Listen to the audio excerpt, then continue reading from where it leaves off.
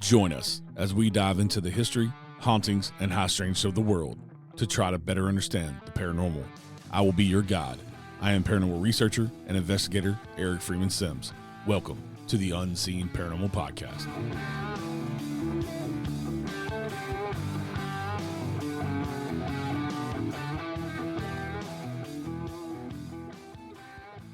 Hey everybody, welcome back to the Unseen Paranormal. Today we are chatting with investigator, researcher, folklorist, and author Heather Moser.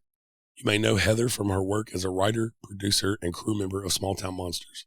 She is a classics professor and contributor to the Weird Writers blog for Into the Fray radio podcast. Today we're going to chat about how she got into researching folklore, cryptids, and high strangeness, and her role with the Small Town Monsters crew. You can find out more about Heather in the links in the show notes. Hey Heather, welcome to the show. Thank you for joining us today.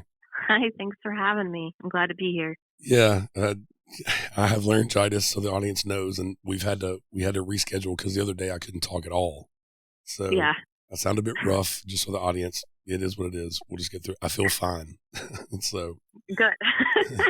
But thanks for coming on and joining us. I've been a huge fan of the Small Town Monsters documentaries for a while now, and I think they're probably the best paranormal documentaries out there. So, how did you get involved with the paranormal to begin with, to want to do Small Town Monsters and all the folklorists and stuff that you do?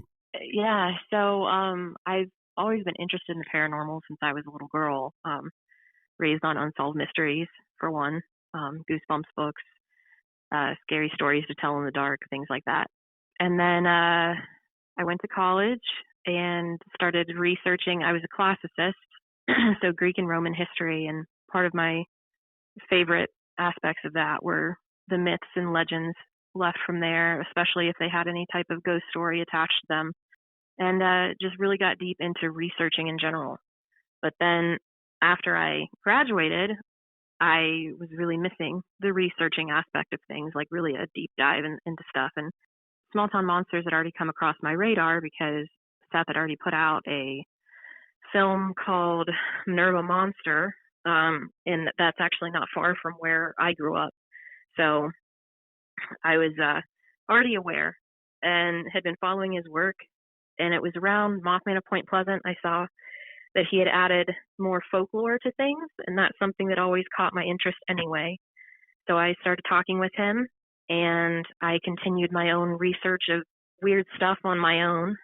And I had been looking into cursed objects, and that led me to the Bell Witch Cave and the rocks at the Bell Witch Cave, of course.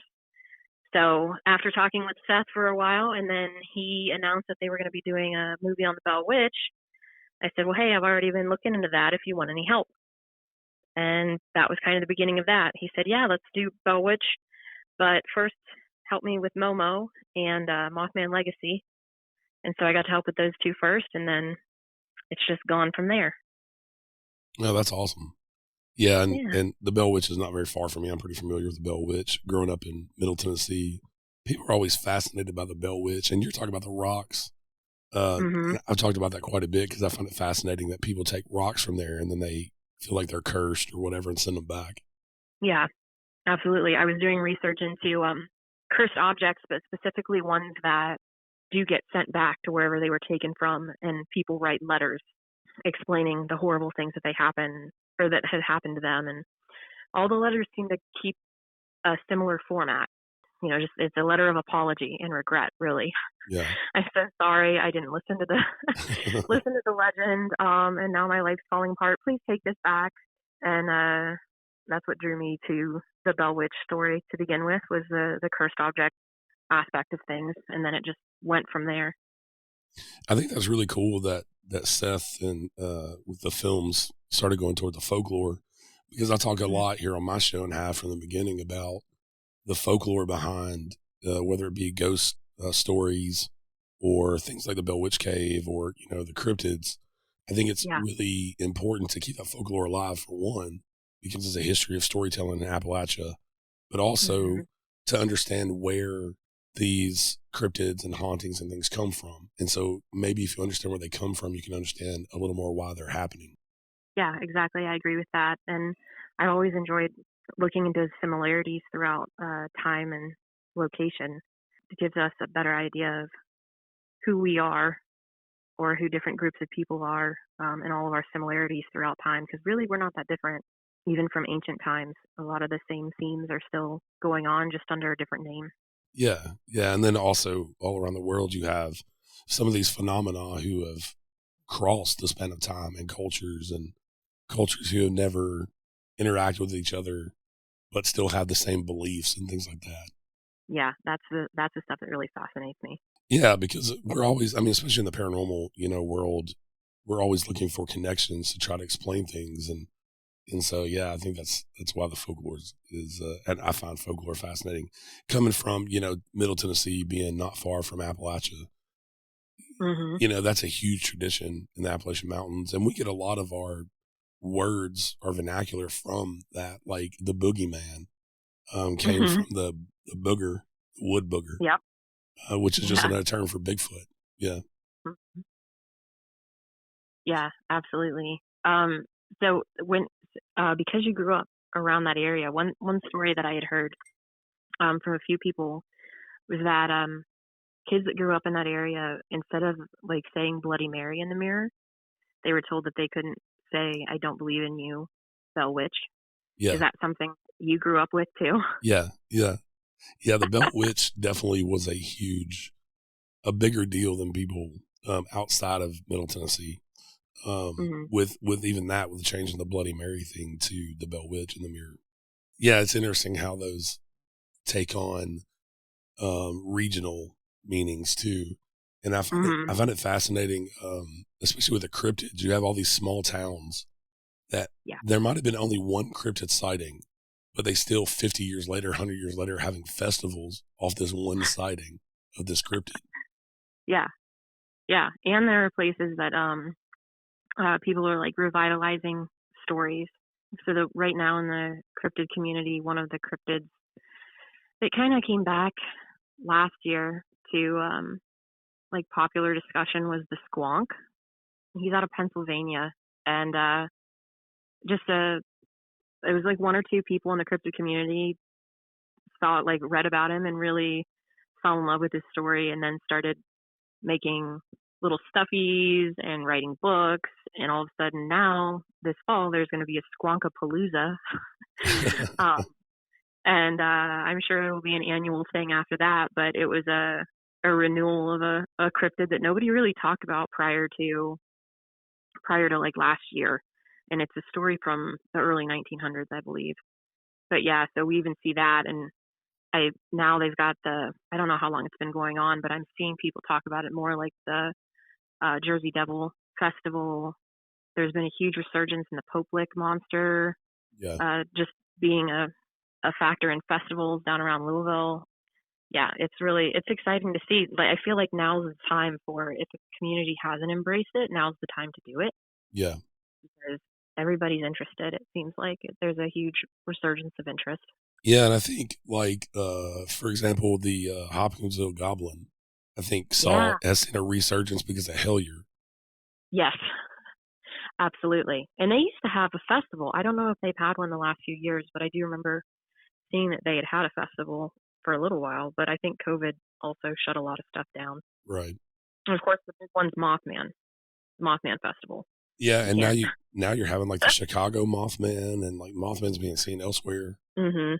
Do you think that's just because people are seeing something similar, or because the Mothman hasn't been seen? I mean, it was only seen for a few days around Point Pleasant until the bridge collapsed, and then it's kind of been dormant, if it does exist, for 50 years.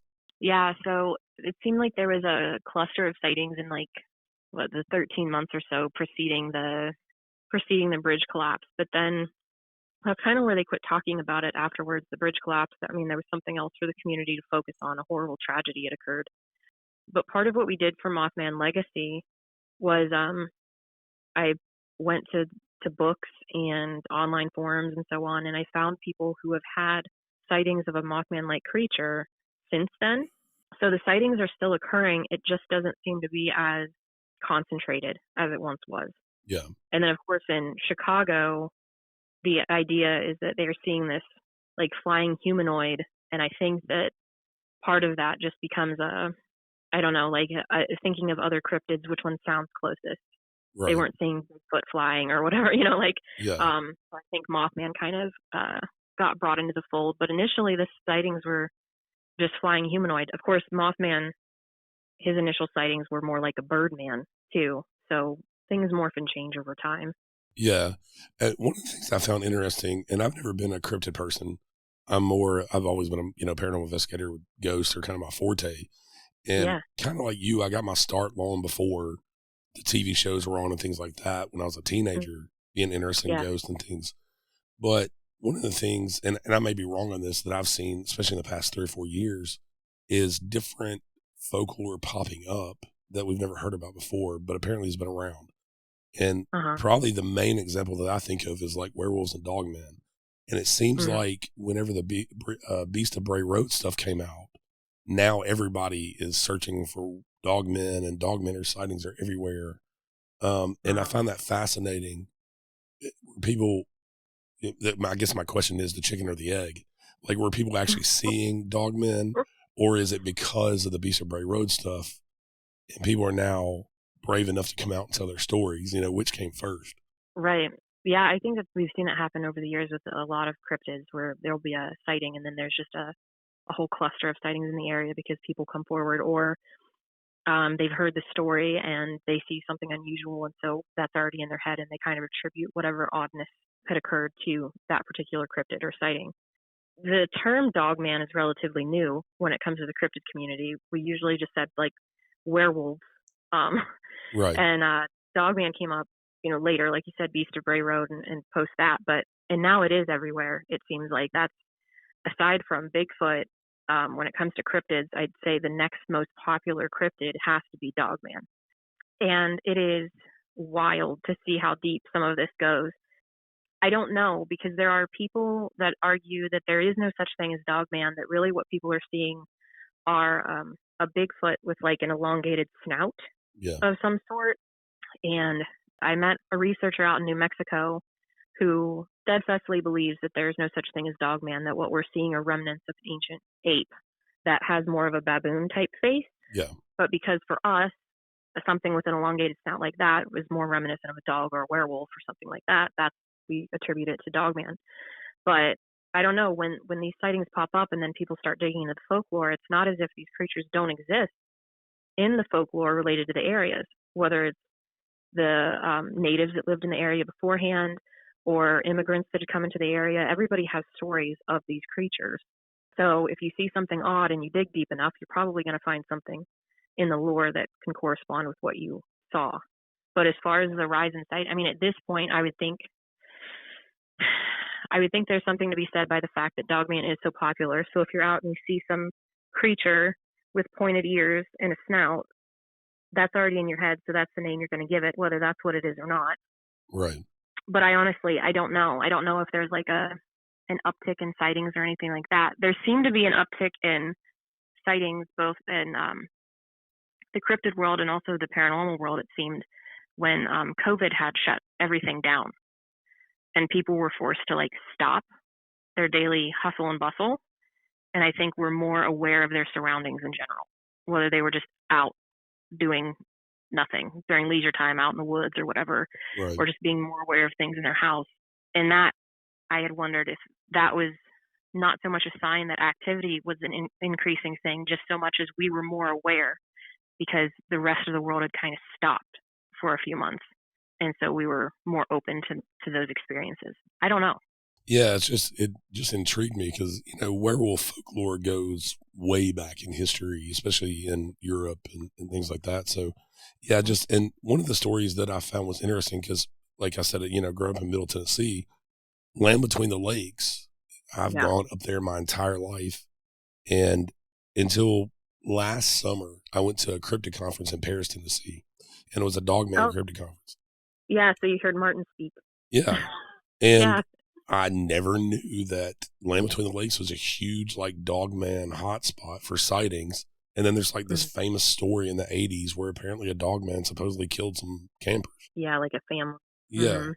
And I was just surprised because, I've dove into this stuff for years, especially, in Tennessee, and never had heard that. So I found it interesting with the dogman stuff just popping up. There's some other weird phenomena that's popped up too in the past few years that I don't know if you know anything about, but one of them is the flannel man, or like the lumberjack guy. Oh, yeah.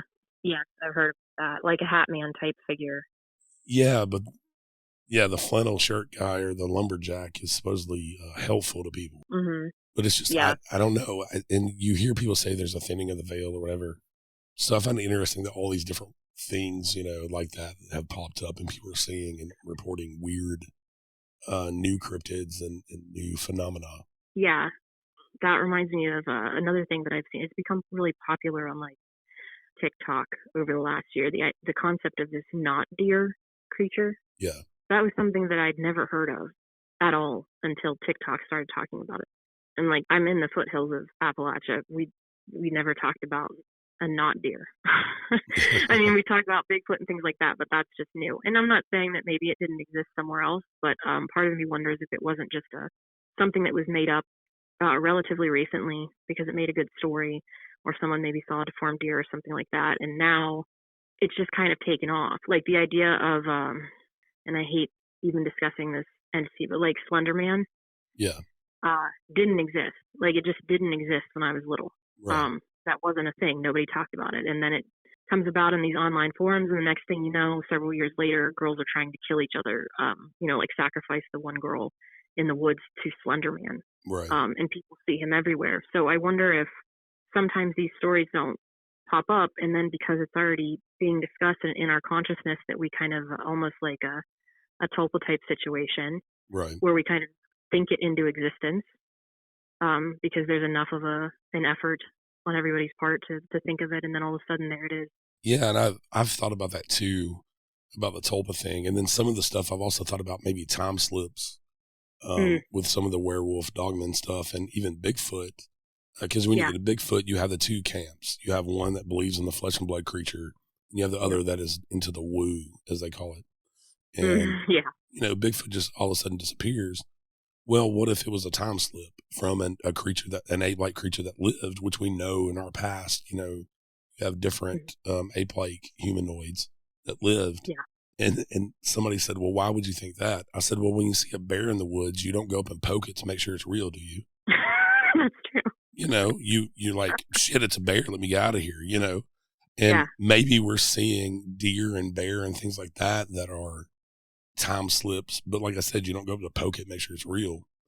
Right. And so maybe there is still some flesh and blood Bigfoot around. But, some of the stuff that they consider woo, that's just a time slip that we're seeing. Yeah. And like you said, there are two very distinct camps.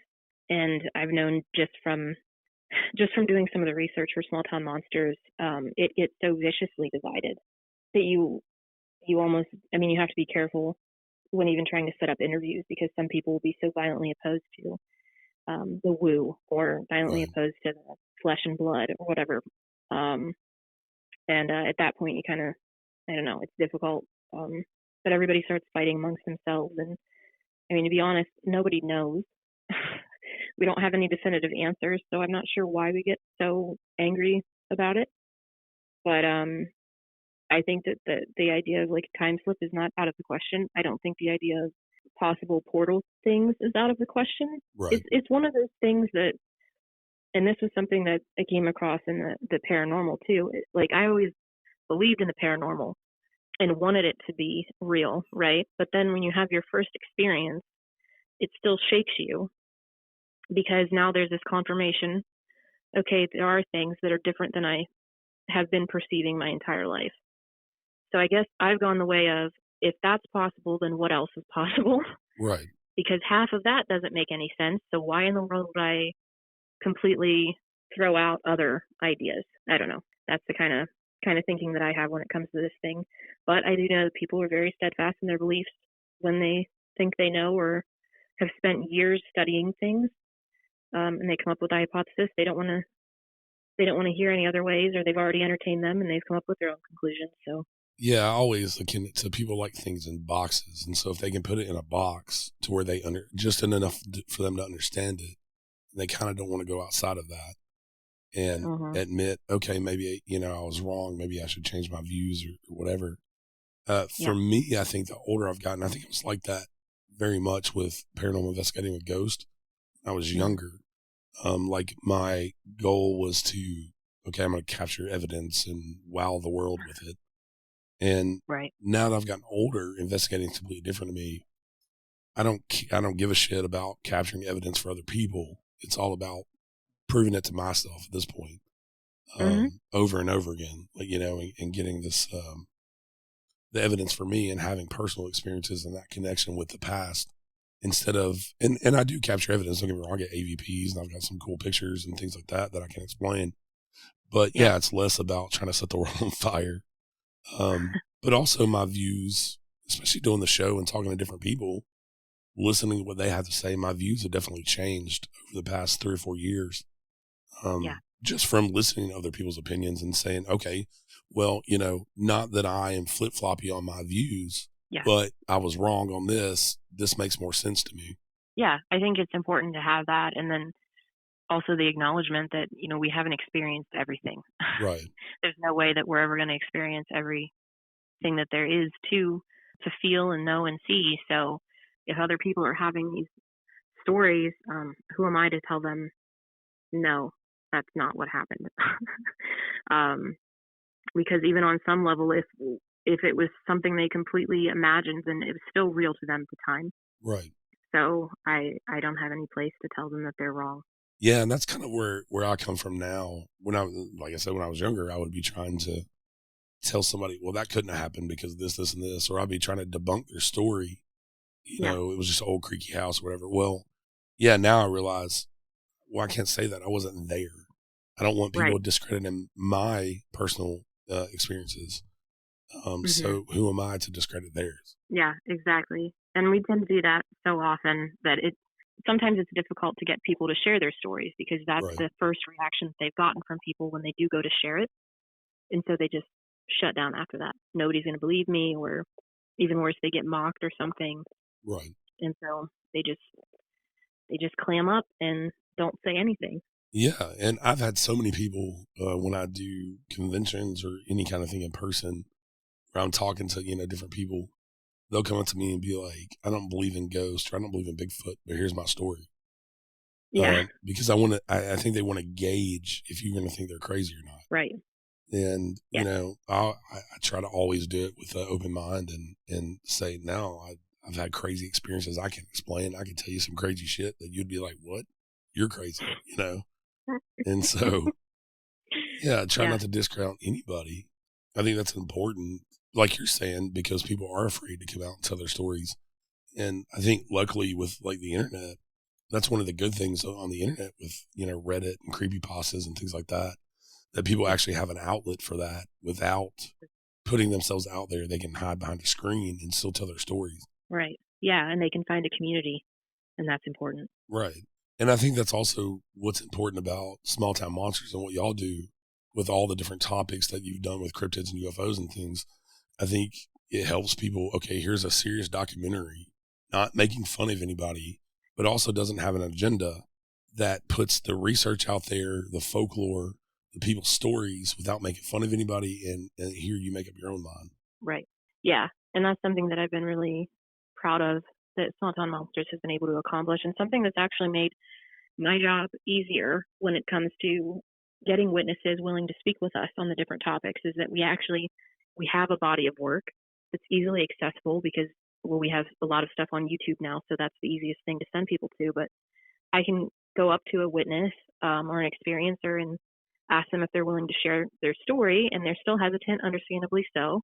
But then I can link them to the things that we've created and say, listen, I know you don't know me, and I could be feeding you a line for all you know. I get it. Right. How about you just look at what we've done though, and that will let you know how we approach things. And that's been helpful multiple times, especially with UFO experiencers. Those have been ones that have been more difficult to get to come forward. So it's been helpful to just give them the link and say, go check out some of our stuff, and then talk to me afterwards. I won't try to convince you of anything. Right. Yeah, and like I said, I think that helps people feel more comfortable coming out with their stories. And I think we need everybody to tell their stories because it adds to the bank of evidence of these things are really happening.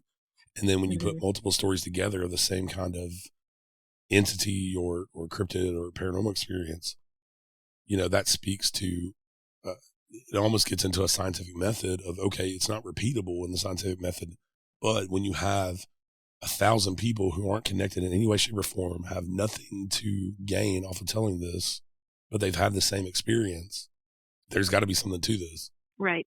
Yeah. And I think that that's important for that. And also for people that are completely against any of these stories, it's still important to have them recorded because say you have no belief in the paranormal or cryptids or anything like that, the fact that these stories exist and in such a volume amongst people that are not connected, just studying that alone will allow you to kind of look into sociological aspects or anthropological aspects of humans.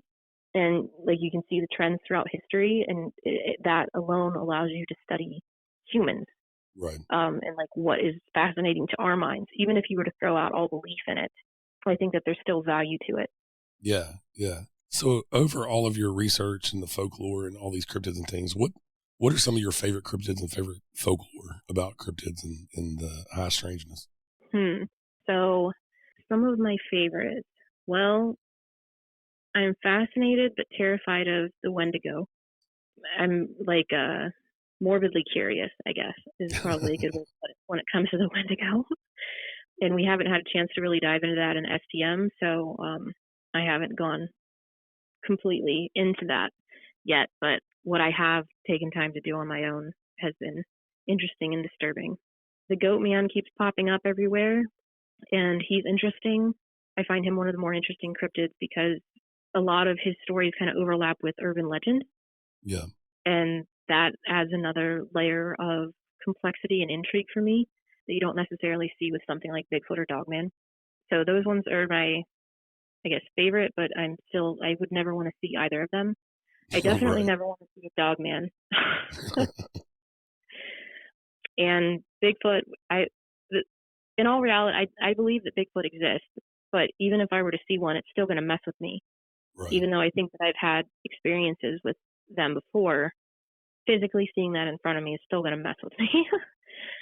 But I don't think that it would ruin me quite as much as something like a dog man or a goat man. That, I don't know, that kind of stuff, it really freaks me out. Yeah. And with ghost stories, I mean, it's hard not to. For me, I adore the story of the Bell Witch. I find Kate hilarious with some of the stuff that she did. Obviously, she was really nasty, but the way that she would just tease and taunt, I don't know. I feel like she had quite a sense of humor, even if it was pretty vicious. So that would be more of one of my favorite paranormal stories. Yeah, the Bell Witch it's fascinating to me. I've talked about it here on the show. I've had Pat Fitzhugh on before and kind of dove deep into it. Yeah. It definitely fascinates a lot of people. Adams, they still have the festival every year where they do the play, and finally the cave is back open for tours and things, and now they've actually embraced the paranormal of the cave, and they're actually doing paranormal events there now. So that's good. Yeah. But yeah, as far as like the dog man, I don't know if I've ever heard or seen a good story like where it was the stories are always horrifically, it's chasing somebody's car or trying to kill somebody, or there's no good side to it. To where Bigfoot, you hear good stories, as well as like crazy Bigfoot try to kill me stories. Right. Yeah. Exactly. Like you said, you don't hear really good things about Dogman. The closest thing to good that I've ever heard was probably when we were making Skinwalker Howl of the Rougarou. One of the witnesses there, what her experience was, it wasn't trying to kill her, but she had been a young girl and she messed with some native artifacts that had been like plowed up in the garden. Her grandfather had told her, don't mess with that, just leave it where it is, and she didn't listen. She took it back. And then every night, this thing that she said looked, the only way she could describe it, or the best way she could describe it, is that it looked like the Egyptian god Anubis, would show up in her room and stand next to the bed and basically tell her, not like more like through mind speak, I believe, than verbally talking, but let her know, you need to put that back. You need to put it back. Now, he never did anything to her physically, and once she put it back, then he was gone. So in that aspect, he was more of like a guardian, but he didn't get violent. Yeah. But that's rare when people come forward with stories about Dogman. It's just have one that just shows up as like a guardian type thing. Most of them are horribly nasty. And there's this, everybody says you get this overwhelming sense of evil and dread upon seeing it. So there's something instinctually within us that lets us know this is not a good thing, nothing to be messed with. Yeah, and people say that about whenever there's like a mountain lion stalking you and things too. People have been in those situations or been attacked by them. They've said that, and whether they ever see it or not, they say, if you're being stalked by a predator like that, your body just knows. So I find that interesting too with the dogmen, how our bodies would have that same reaction, even though dogmen may or may not exist as far as flesh and blood. It may be like interdimensional or something, but just to have that visceral reaction of like, all of a sudden we're prey and we're used to being the predators. Right. Yeah. It's something that we're completely, we're not used to very often at all. And another thing that fascinates me, you had mentioned urban legends. And that's one thing I find fascinating. You have so many urban legends around, we'll just say the United States, that people will, different cities will claim to be their own, but they're kind of all across the United States. One of the biggest ones that comes to mind to me always is the bus full of children that got hit on the train tracks, and they'll push you over the train tracks now if you stop, and you'll have handprints on the back of your car. Yeah. Yeah, it does seem like what's interesting when you look at when you find them in larger scales across the U.S., there's always something slightly different, it seems, that makes it unique to that region. Whatever. I mean, I do know that story because I feel like there's one in Texas that's coming to mind. Yeah, San Antonio. Like the far neutral. Yeah. And they push you across the tracks. But you've got like the vanishing hitchhiker, the dead boyfriend. There's the babysitter that gets murdered. But what's really a neat thing about that is regardless of what the story is or the details of it, people are certain that, a cousin of my friend, his mother had this happen. Or, like you're certain that it did happen. It was somebody not in your immediate circle, but close enough that you feel somewhat confident that this actually happened. But there's been so much work into looking into urban legends and some of their variations that one of the things that I also find interesting when it comes to like the vanishing hitchhiker is that you'll see tropes that you can figure out like where people are from or where their family is from based on the version of the urban legend that they heard. Right. So there was one that they were talking about people around Chicago, the vanishing hitchhiker. There's a variation of the vanishing hitchhiker that whenever it's told, you can pretty much assume that family or that person's family was from the Chicago area because there's something about it that is reminiscent of when the World's Fair happened. And I can't remember the exact detail, but there's just some subtle differences that let you know, okay, this person's from the Midwest or their family was from the Midwest or whatever. Or if they're not from there and that's the first time they heard it, that's where they heard it was from that region. Yeah. Is it Resurrection Mary? That's Chicago? Maybe. I think it is. I think she's a hitchhiker outside of a cemetery that disappears, and her grave is in the cemetery. Right. Yeah, that's one that's common too. And some of them, the story is that like the seat is wet when they disappear because it had been raining or whatever. They were in wet clothes, and so the car seat's left wet after they disappear. Yeah. Oh, that's really cool. It also makes for really good stories if you ever want to write short stories, because since there is such variation in them, but the certain tropes that stay the same, it's really fun to make your own story if you were up for making like a short story fiction thing. Just throw that out there. Right. Yeah, because you can base it off of that simple premise and go kind of wherever you want with it. Yeah. We have one close to here. That's a variation on a few different types of legends. It's called the White Bluff Screamer. Now, all of these different legends have all become this huge mishmash, and it depends on who you talk to, what the White Bluff Screamer is. Right. So, Yeah, that was something that when probably the deepest research that I did as far as tearing apart the folklore to like try to get to some of the original stories was whenever we did Rougarou. And I saw the same thing there where, and it's even reflected in the movie. Some people talk about the Rougarou as like this hitchhiker on the road, like you were talking about the woman in white, but on Bayou Sally Road, the idea is that if you see a hitchhiker, you do not stop, you do not let them in your car because that's the Rougarou. But also the idea is that the Rougarou could really be anything, yeah, not just a werewolf type creature, even though that's what we tend to think of now. But depending on how you turn into a Rougarou or how it manifests, when you start going back in history books and old folklore books, you see that all of this it's a mishmash now, but you can discern what pieces still make, like what pieces are evident today.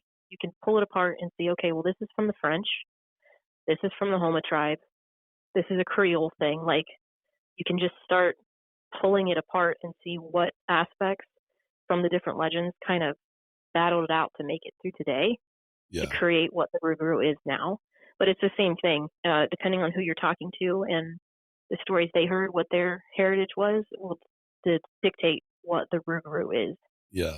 It's pretty. It just the urban legends and things like that just fascinate me. And like we were talking Mm-hmm. about too, how some of them are so localized, but they have so much in common with lots of other stories from around the country, and everybody kind of claims it as theirs. Yeah. And some of these stories, I'm trying to think, like I think it was the Vanishing Hitchhiker one. That's the one that makes sense. There are stories, if you go back far enough, where it's not even an automobile, it's back with like horse and buggy, where people just on horses, and somebody shows up and they go by them, and this ghost or whatever hops on the back of the horse. All of a sudden, the horse is weighed down.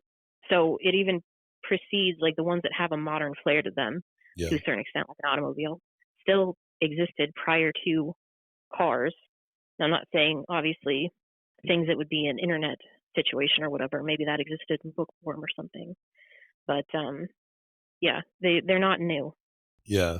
To me, like I said in the beginning, just whether any of the stories are true, I just love hearing them because it's Yeah. that Appalachian tradition of Mm-hmm. sitting around and telling stories, and we get so much of our culture from just that. Yeah. So in making all the different films that y'all have made for Small Town Monsters, have any of them changed your mind? UFOs or Bigfoot or any of those different stories. Has it changed your mind on any of those phenomena to say, oh, maybe this is real? Well, I'm pretty open about any of them in general. I would say the idea of a dog man seemed absurd, a werewolf or whatever seemed ridiculous. At this point, it doesn't. And even though I thought it was ridiculous, it wasn't. I don't mean to say that I was discounting that people had experiences. Right. I just couldn't fathom how that would happen. And the same thing when we went to Chicago and did some of the Mothman stuff up there. I mean, Mothman is Point Pleasant in my mind. I'm not saying that it is other places as well, obviously, but just I never even considered whether Mothman was real or not. It was just part of Point Pleasant. But when I went up to Chicago, I'm like, okay, how does this work? This isn't Point Pleasant. But after talking with witnesses, they're seeing something, and I'm not doubting that. I don't know what it is. So that's kind of, I mean, if nothing else, it's opened me up more. Of the movies that we've done, the only thing that hasn't like been an eye-opening thing as far as people are really seeing something is when we did the Jersey Devil, and that's only because we didn't look for witnesses. We did that movie focused on the historical texts and Yeah. scholars today. So there wasn't a chance for me to hear stories from people who may still be having a thing. And I imagine it would be the same if we were to ever do something on the Dover Demon. It seemed to be something that happened once upon a time, even though it happened more than once, but it's older now, and nobody really talks about it anymore. But I have heard that people have had experiences with the Jersey Devil. I've just never spoken to them. But I'm always open for hearing stories, and I'm sure that it's still eye-opening to hear when people are willing to share their experiences. That's just one that through work, I haven't had any firsthand encounters from anybody just because we didn't go that way with our film. Yeah. Another thing that I hadn't put too much thought into prior to working for Small Town Monsters was UFOs and aliens. I think a lot of that is just because the idea unnerves me so much that I just never wanted to think about it. But now we've done like 3 on a trail of UFOs, and I was involved in the last 2, so Dark Sky and Night Visitors. And yeah, stuff was happening. I mean, people have had experiences, and some of them are really messed up from it. Whatever that may be, it's an experience that I don't wish to have. Yeah. So that didn't really change my mind on on how excited I am about UFOs, but it certainly made me very clear that I don't want to encounter one. Yeah, that is pretty scary. Thing these beings can just come into your house and take you whenever they want. You can't do anything about it. Yeah, right. I understand. I'm with you on that. I'm good. It's the same reason I don't go out in the woods looking for Bigfoot or dogmen. I don't want to be one of the ones that have a bad experience, Right, exactly. At least with, I don't know, at least with investigating ghosts, I kind of, after 25 years of it, I kind of know what to expect, So, all the films with Small Town Monsters you're involved with, what else do you have going on? What do you have coming up? Right now, I'm working on a variety of short stories that I've been submitting to various themes. Some of them I'm waiting to hear back from. They're fiction stories. So writing short stories.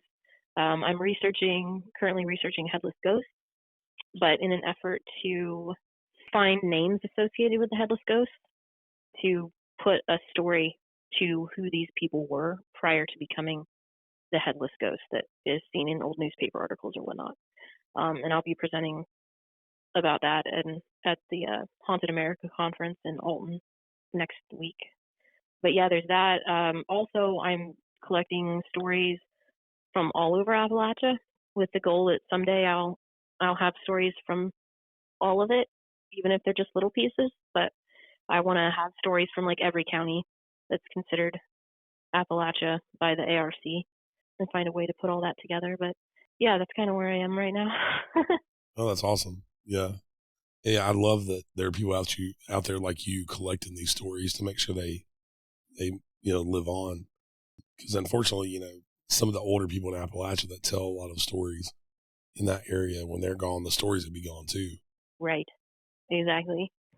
Not only are their stories gone, one thing that has crossed my mind multiple times is the stories will be gone, but also their way of speaking will be gone. Yeah. Because with each generation, we lose parts of the accent or certain terms that if we don't record them before those people are gone, then they're just lost. Yeah.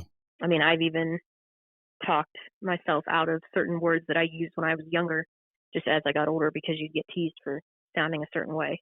So I kind of broke myself of it. But now it's in my mind that I once said things a certain way, but that's not who I am now. So that's lost in a sense. But if I record my parents, then not only do I have my parents' voices to listen to for the rest of my life, and my kids and grandkids and all of that will be able to hear them, but also that the way they speak will always be there for them to hear as well. And you can track the changes or just hear the little nuances and things. Yeah. That's awesome. All right, Heather. Well, I've really enjoyed the conversation. Thank you so much for coming on today. Yeah, thanks for having me. I hope your voice comes back soon. Yeah, it's slowly getting there. Slowly. All right. Like I said, I will have all the links for Small Town Monsters and all the Heather stuff in the show notes. So make sure you go check her out. If you are not familiar with Small Town Monsters, you are losing out. Go check them out on all their videos are on Amazon Prime. A lot of them are on YouTube as well. All right, everybody. Y'all stay safe out there. We'll see you next time. Have a good day. Thank you for listening to the Unseen Paranormal Podcast. Join us next week for an all-new, amazing guest. And in the meantime, please go on Spotify or Apple and give us a rate and a review. And go over to YouTube and hit that subscribe button. Also, if you would like to submit your story, you can email it to unseenparanormalpodcast@gmail.com. And you can remain anonymous if you like. Once again, thank you for listening. We'll see you next time. Stay safe out there.